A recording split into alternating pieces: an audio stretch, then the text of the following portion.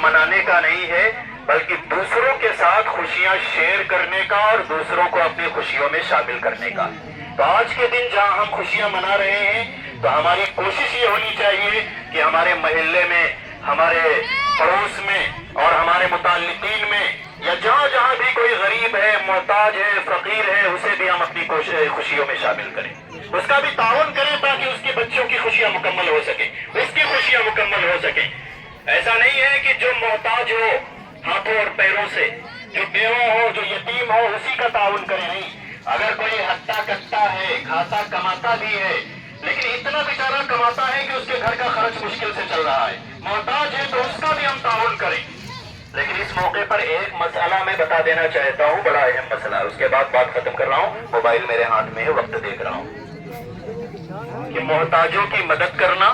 فقیروں کا تعاون کرنا یقیناً بہت بڑے خیر کا کام ہے، لیکن جو پیشہ ور بھکاری ہیں،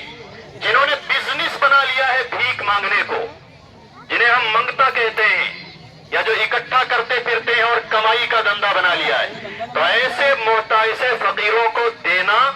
ثواب کا کام نہیں بلکہ گناہ کا کام ہے، گناہ کا کام ہے۔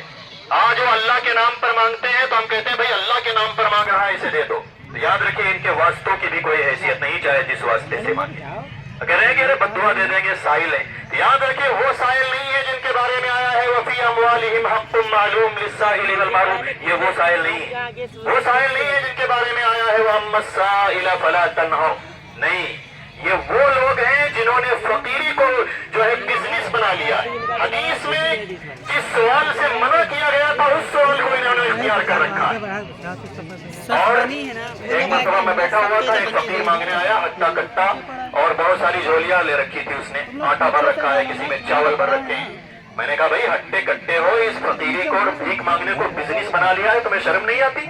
تو کہنے لگا کہ تمہیں پتہ نہیں، محمد صاحب نے فرمایا ہے کہ اگر کوئی گھوڑے پر سوار ہو کر بھی مانگنے کے لیے آئے تب بھی منع نہ کرو، یعنی اپنے مطلب کی بات انہیں بھی یاد رکھتے ہیں، یہ بھی یاد رکھتے ہیں۔ یاد رکھیے اس حدیث کا ہرگز مطلب یہ نہیں ہے، اور اس حدیث میں یہ لوگ داخل ہی نہیں ہیں۔ اس حدیث کا مطلب یہ ہے کہ اگر کوئی اجنبی کہیں آپ کو ملے اور آپ سے کسی چیز کا سوال کرے اور آپ کو لگے کہ یہ مستحق ہے تو اس کی ظاہری حالت پر غور نہ کرو، کیونکہ ہو سکتا ہے وہ